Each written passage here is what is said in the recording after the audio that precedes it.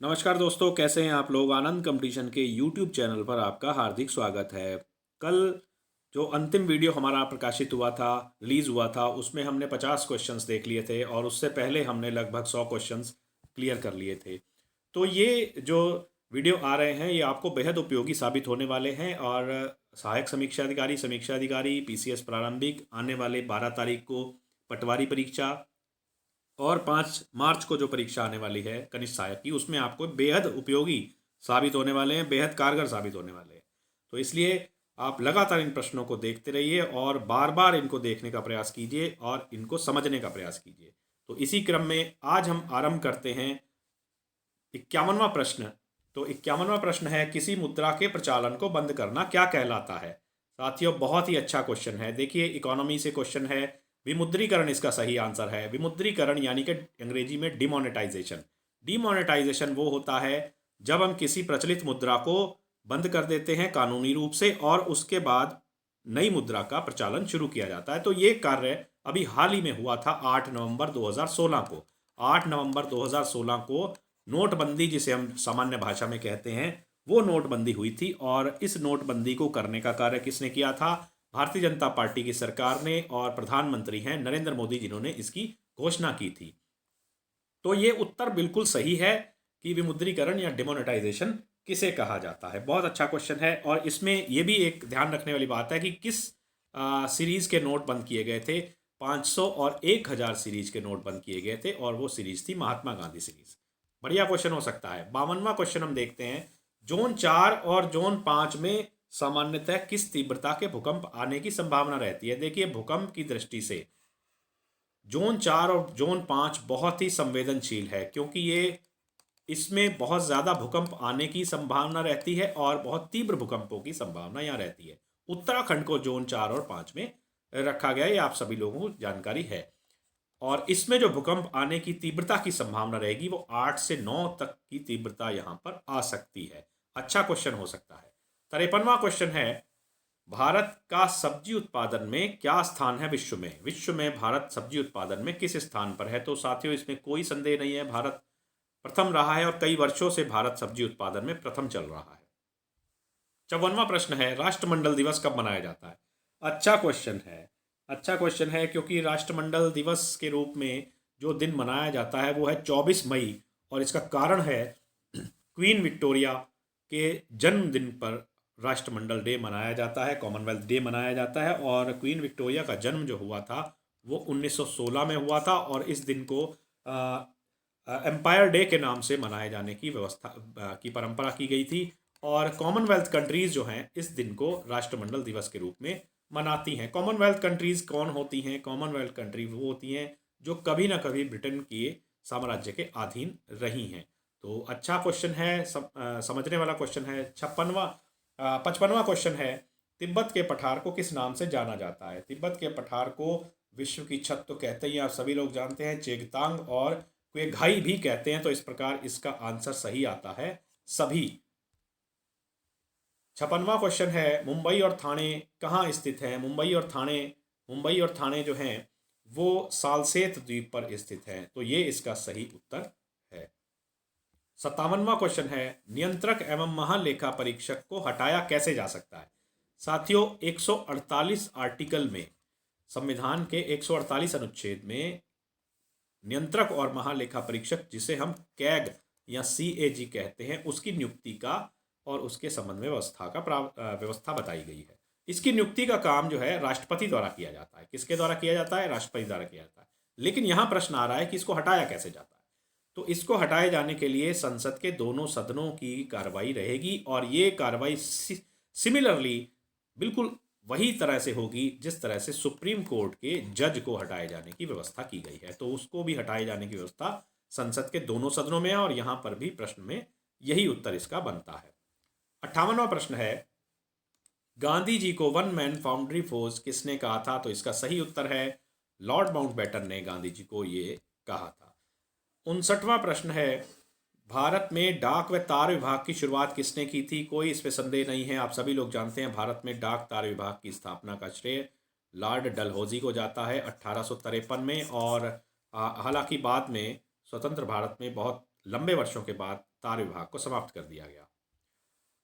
6वां question आता है कि उत्तराखंड का किस नृत्य में गीत नहीं गाया जाता। उत्तराखंड के किस नृत्य में गीत नहीं गाते हैं? तो ये क्वेश्चन छोलिया पर जाता है, क्योंकि आपने देखा होगा कि छोलिया में मशक बीन के साथ जो नृत्यकार होते हैं मशक बीन बजाते हैं और तलवार और ढाल के साथ वो नृत्य किया जाता है। वास्तव में मूल रूप से इसे हम युद्ध नृत्य भी कहते हैं, युद्ध नृत्य भी कहते हैं। युद्ध के समय ये किया जाने वाला नृत्य है। तो छोलिया में गीत नहीं गाया जाता, सिर्फ और सिर्फ नृत्य किया जाता है। उत्तराखंड से अच्छा क्वेश्चन हो सकता है। 61वां, बजट में सर्वाधिक मद कौन सी होती है? बजट की सर्वाधिक मद कौन सी पूछ रहा है? तो बजट में आगम व्यय यानी कि रेवेन्यू एक्सपेंडिचर, आयगत व्यय जो होते हैं वो सबसे ज्यादा रकम रखते हैं।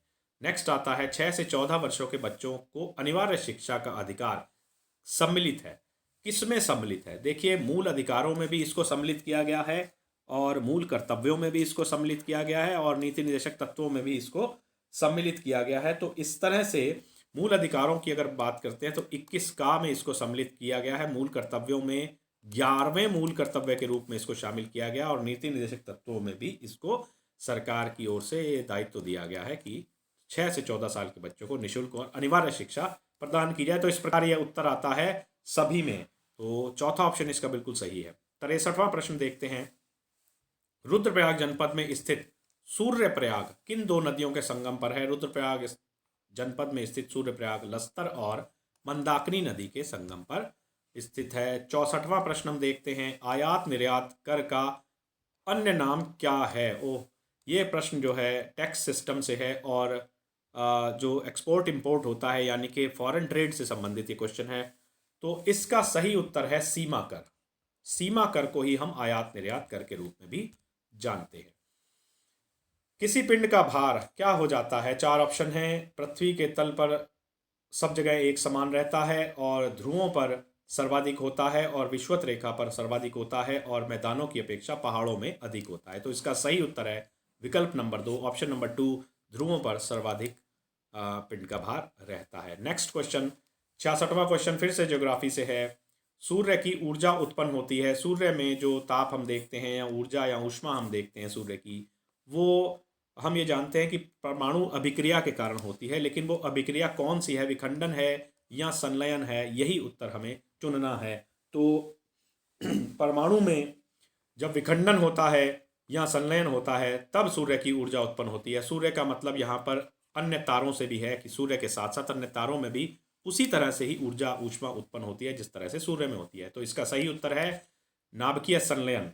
नाभिकीय संलयन बहुत अच्छा क्वेश्चन है। इसे हम नाभिकीय न्यूक्लियर फ्यूजन भी कहते हैं, ठीक है ना, फ्यूजन भी कहते हैं। तो अच्छा क्वेश्चन हो सकता है। फलों को पकाने के लिए सहायक हार्मोन कौन सा होता है? एथिलीन, इसमें कोई संदेह नहीं है और आपने इस प्रश्न को कई बार अपने एंड से भी हल किया होगा। 68वां प्रश्न आता है। श्वेत क्रांति के जनक कौन है? बढ़िया क्वेश्चन है। इनके साथ संबंधित जानकारियां हैं, उनको भी समझ लीजिएगा। डॉक्टर वर्गीज कुरियन जो हैं वो श्वेत क्रांति के जनक हैं। इस श्वेत क्रांति को हम ऑपरेशन फ्लड भी कहते हैं। क्या कहते हैं? Operation flood. और ये किससे संबंधित है? दूध उत्पादन से। दूध उत्पादन से संबंधित है। और ये किस वर्ष हुआ था ये थोड़ा सा समझने वाली बात है। ये 1970 में इसको आरंभ किया था डॉक्टर वर्गीज कुरियन ने। और जब ये डॉक्टर वर्गीज कुरियन ने श्वेत क्रांति शुरू की और इस क्रांति के फलस्वरूप भारत को आज प्रथम स्थान प्राप्त है दुग्ध उत्पादन में। मिल्क प्रोडक्शन में भारत आज विश्व में प्रथम स्थान पर है और दूसरे नंबर पर अगर हम बात करें तो यूएसए है। दूसरे नंबर पर दुग्ध उत्पादन में यूएसए। अच्छा क्वेश्चन हो सकता है, बढ़िया क्वेश्चन है, इंपॉर्टेंट क्वेश्चन में हम इसको शामिल कर सकते हैं, आने की संभावना बनी रहती है। 69वां क्वेश्चन है, 69वां क्वेश्चन है। केंद्रीय चमड़ा अनुसंधान केंद्र कहाँ है? बहुत अच्छा क्वेश्चन है। कई बार अनुसंधान केंद्रों के बारे में प्रश्न किए जाते हैं तो उस समय हमें दिक्कत होती है। ध्यान से समझ लीजिए, जो चमड़ा अनुसंधान केंद्र है वो चेन्नई में है और इसकी स्थापना वर्ष भी अगर पूछ लिया जाए तो आप इसका बताएंगे 24 अप्रैल 1948। 24 अप्रैल 1948 को ये स्थापित किया गया था। अच्छी जानकारी के साथ है ये। अगला है 70वां प्रश्न है। किस ग्रंथ में छंद का प्रथम उल्लेख मिलता है? तो साथियों ये उत्तर है ऋग्वेद, ऑप्शन नंबर 2। अगला प्रश्न हम देखते हैं, 71वां प्रश्न है। राष्ट्रीय मानवाधिकार आयोग की स्थापना की गई थी, उसके स्थापना के वर्ष दिए गए हैं और इन वर्षों में हमें एक वर्ष को चुनना है। तो 12 अक्टूबर 1992, 12 अक्टूबर 1993, ये बिल्कुल सही आंसर है। दूसरा ऑप्शन बिल्कुल सही है। 12 अक्टूबर 1993 को राष्ट्रीय मानवाधिकार आयोग की स्थापना की गई थी और इसका मुख्यालय जो है वो न्यू दिल्ली में है। कहाँ है? नई दिल्ली में इसका मुख्यालय है। तो ये प्रश्न भी अच्छा बन रहा है। 72वां क्वेश्चन है, धान खेत से निकलने वाली कौन सी गैस होती है? धान के खेत से निकलने वाली गैस कौन सी होती है, ये प्रश्न आया है। तो इसमें सही उत्तर है मीथेन। मीथेन गैस, जिसे हम CH4 भी कहते हैं, ये मीथेन गैस दलदली क्षेत्रों से निकलती है। तो दलदलियाँ हमेशा भूमि जो गली रहती है या जिनमें पानी खड़ा रहता है, उनमें से मीथेन निकलने की संभावना रहती है। तो मीथेन धान के खेत में निकलती है, क्योंकि धान का इरिगेशन बहुत लंबे समय तक लगातार बना रहता है। अगला प्रश्न हम देखते हैं। 73वां प्रश्न है, 9 दिसंबर 1946 को संविधान सभा का जो बैठक हुई थी संविधान सभा की, उसमें अध्यक्ष कौन था? क्वेश्चन इस तरह से घुमा कर किया गया है कि 9 दिसंबर को, यानी कि पर्टिकुलर डे में पूछा गया है कि संविधान सभा की जो बैठक हुई थी उस पर्टिकुलर डे में, उसमें अध्यक्ष कौन थे। तो साथियों, आप जानते हैं कि डॉक्टर राजेंद्र प्रसाद भी संविधान सभा से जुड़े रहे हैं, लेकिन ये स्थायी अध्यक्ष के रूप में इनका नाम हम लेते हैं। तो इसका मतलब 9 दिसंबर को जब इसकी गठित हुई थी, और पहली बैठक 9 दिसंबर को ही हुई थी, और इस 9 दिसंबर में अस्थायी अध्यक्ष के रूप में हमने पढ़ा है अक्सर, और अब भी हम इस चीज़ को क्लियर करते हैं कि डॉक्टर सच्चिदानंद सिन्हा अस्थायी अध्यक्ष के रूप में कार्य किया था उन्होंने, सच्चिदानंद सिन्हा। ठीक है, तो बढ़िया क्वेश्चन है ये, संविधान से क्वेश्चन है और इसका आंसर इस लिहाज से बनेगा कोई नहीं। इस लिहाज से इसका आंसर बनेगा कोई नहीं। 74वां प्रश्न है, राष्ट्रीय पर्यावरण अभियांत्रिकी संस्थान कहाँ है? साथियों, इसको नीरी भी कहते हैं, NEERI, और ये CSIR का इंस्टीट्यूट है। और ये इसकी स्थापना जो हुई है वो नागपुर में हुई है, महाराष्ट्र में, नागपुर महाराष्ट्र में। और इसकी स्थापना का अगर वर्ष कभी पूछा जाए तो आप इसका वर्ष लिखेंगे 1958। 1958 में। ये जानकारी भी अच्छी है, ये जानकारी भी अच्छी है, नागपुर में है और इसको नीरी भी कहा जाता है, और ये CSIR के द्वारा स्थापित संस्था है। 75वां क्वेश्चन, नील हरित शैवाल किस फसल में जैव उर्वरक के रूप में प्रयोग किया जाता है? तो साथियों, नील हरित ब्लू ग्रीन एल्गी को हम धान में बायो फर्टिलाइजर या जैव उर्वरक के रूप में यूज करते हैं। तो ये प्रश्न आपके सामने 25 एक और वीडियो में आपके सामने भेजे जा रहे हैं।